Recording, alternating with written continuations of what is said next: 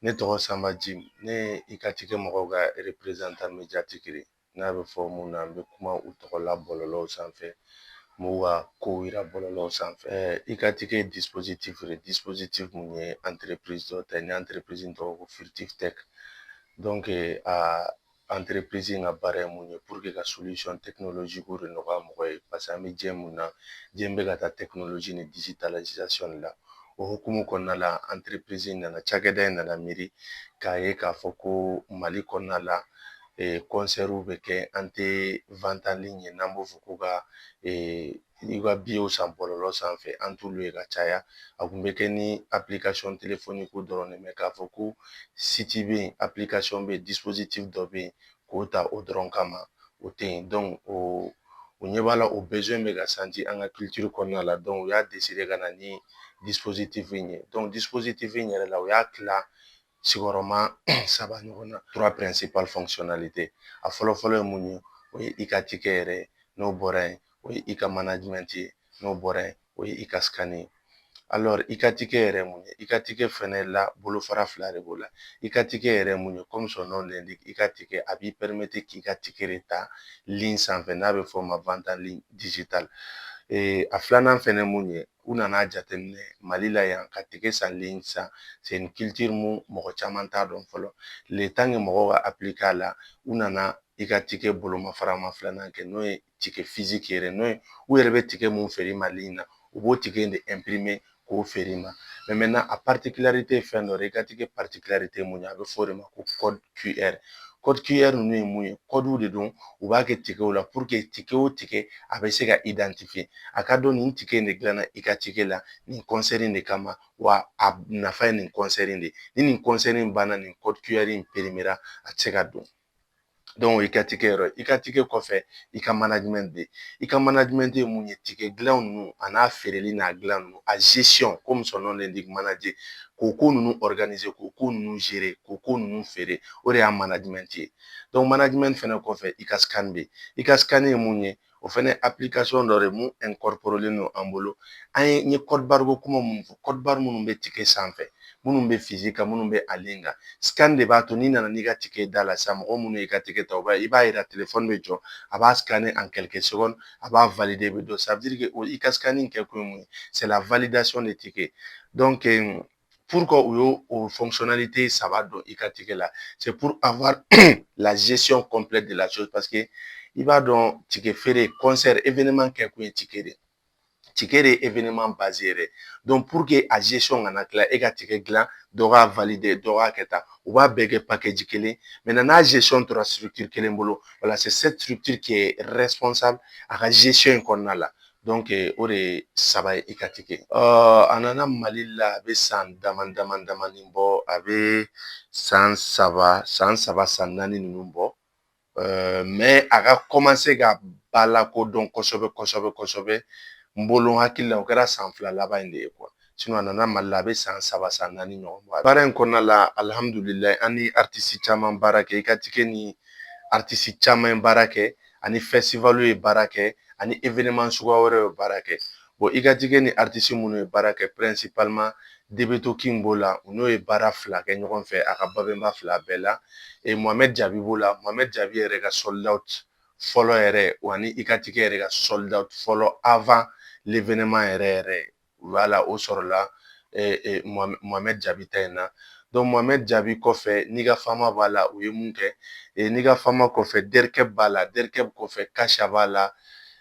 artiste baden b'a la o ye yan artiste internationaux fɛnɛ b'a la alihamudulilayi an ye Nino kɛ Nino nalen Mali la san min na IKATIKE de y'o kɛ hali événement ba dɔ bɛ ka na internationalement IKATIKE de kan k'o kɛ ni Ala sɔnna o kɔfɛ festival la Bayise ka brochette festival la IKATIKE y'o fɛnɛ kɛ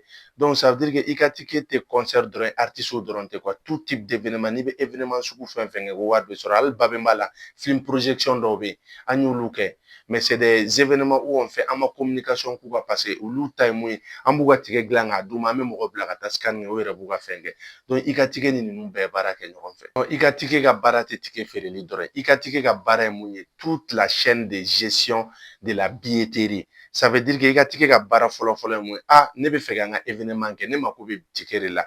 e mako bɛ ticket sugu jumɛn na i ka ticket bɛ a b'o conception de kɛ conception de tes tickets a b'o kɛ en ligne et en physique a bɛ tila ka imprimer k'a d'i ma a bɛ tila ka ticket ninnu feere i ye ka tila ka ticket ninnu valider i ye ni concert banna a b'i ka wari ta a b'a d'i ma ça veut dire que i ka ticket chaîne de valeur de tout ce qui rapproche à cette billetterie là i ka ticket b'o de ɲɛnabɔ oui an ye gɛlɛya baden sɔrɔ a la an ka baara in ka gɛlɛn parce que n'i y'a jateminɛ i ka ticket bɛ baara min na baara gɛlɛnmanba de don parce que baara in yɛrɛ kɛkun ye mun ye non seulement a nakun ye ka na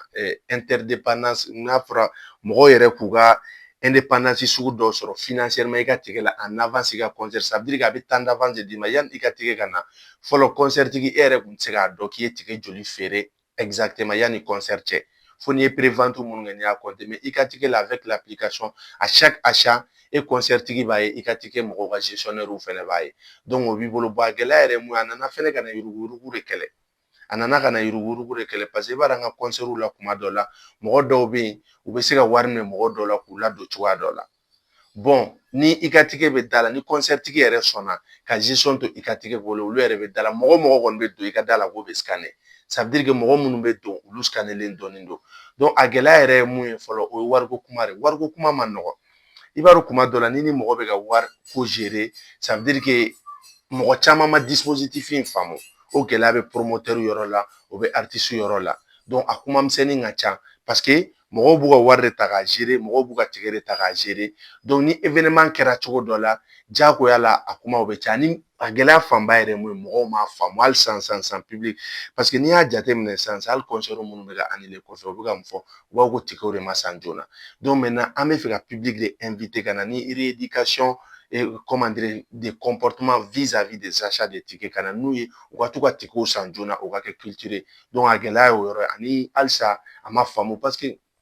an bɛ jamana min na digitalisation bɛ ka développer kosɛbɛ sisan de an bɛ retard la o la dɔɔnin donc a bɛ dɔw kun na par exemple an ye dɔw démarcher olu ko wari bɛ application kɔnɔ tant que n'i ka wari t'i kɛrɛfɛ tant que n'i ɲɛ t'i ka wari la i garantilen tɛ pourtant i b'i ka wari ta i bɛ taa bila banque kɔnɔna la i tɛ banque kɛrɛfɛ mais c'est pas grave parce que u t'a dɔn donc ne yɛrɛ ka rôle ye i ka ticket la o de ko expliquer mɔgɔw ye a ye na i ka ticket la i ka ticket nafa ye nin de a nafa ye nin de baara fɛn fɛn mana kɛ risque dɔw b'a la inconvénient dɔw b'a la mais olu bɛ ɲɛnabɔ ɲɔgɔn fɛ ka taa donc o gɛlɛyaba ye olu yɔrɔ de an ka kanu de publicité bɔlɔlɔ sanfɛlaw réseaux sociaux b'o la kosɛbɛ kosɛbɛ n'o ye an ka page Facebook ye i ka ticket page Facebook bɛ yen ne yɛrɛ Sanba Jim ka réseau bɛ yen n ka page Facebook bɛ yen Sanba Jim ani n ka TikTok bɛ yen Sanba Jim i ka ticket ka TikTok bɛ yen donc an ka kanu de publicité fanba yɛrɛ yɛrɛ bɛ boli Facebook ani TikTok de kan kosɛbɛ kosɛbɛ parce que an y'a aujourd'hui la communication moderne tend vers la digitalisation et les réseaux sociaux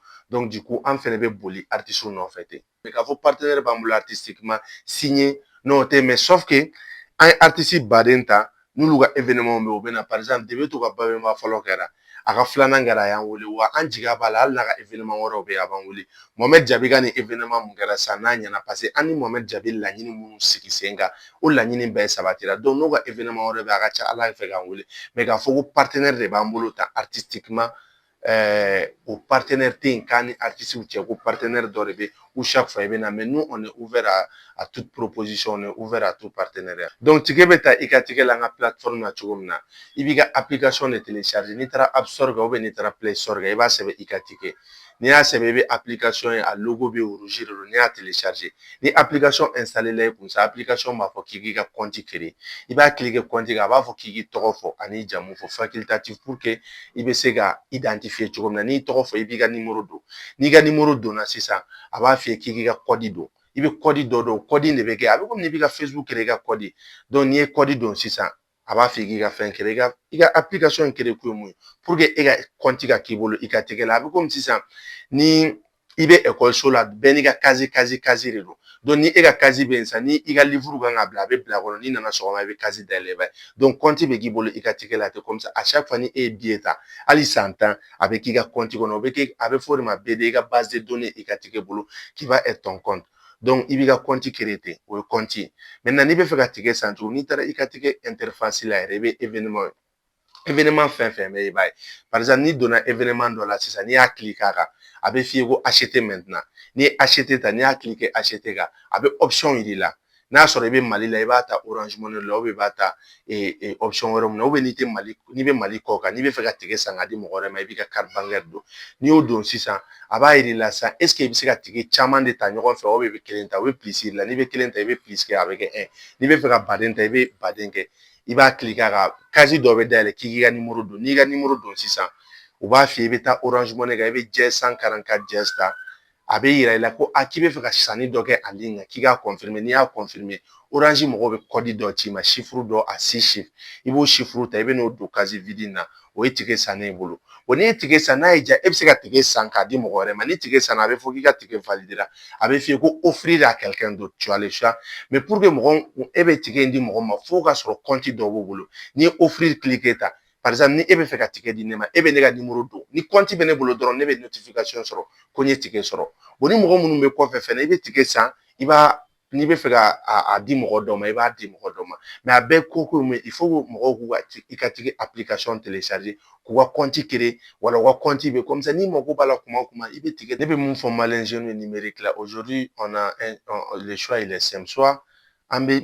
numérique ta ka embrasser sa ka tugu diɲɛ kɔ soit an b'an sigi an bɛ diɲɛ lajɛ diɲɛ bɛ avancer k'an to tuma min na diɲɛ bɛ ka avancer an b'a ɲɛɲini par exemple aujourd'hui nafa baden bɛ i ka ticket la i b'a dɔn ni hadamaden ni wari b'i kun quand tu es en contact avec la liquidité ta vie même est exposée il y a pas de risque zéro on est sur safety in 0,000 mais pour être safe il faut que au moins ni e bɛ taa concert kɛyɔrɔ la ni e ka ticket b'i bolo en ligne ka ban donc tu es épargné k'a fɔ k'i bɛ taa aran na ka t'i jɔ ka billet san ka don ça tu gagnes en énergie tu gagnes en temps donc maintenant ni i ye digital ta k'a kɛ i jogo ye sisan an ka kɛ sisan concert dɔ b'e bolo mois prochain o artiste ka di bi wari b'e bolo ticket ye 1000 e bɛ wari ta bi k'a sara a bɛ se ka kɛ mois prochain na n'i hali ni wari dɔ bɛ k'i bolo a bɛ kɛ valeur ajoutée de y'i bolo parce que i ye wari san ka ban a tɛna i déprogrammer donc ça va te permettre i b'a dɔn ça va te permettre d'avoir un modèle économique par rapport à ta passion donc du coup ne bɛ mun fɔ jeunes ye u ka na a kɛra i ka ticket o a kɛra tout ce qui est digitalisation an ka na an ka digitalisation ɲɛɲini k'a dɔn parce que aujourd'hui diɲɛlatigɛ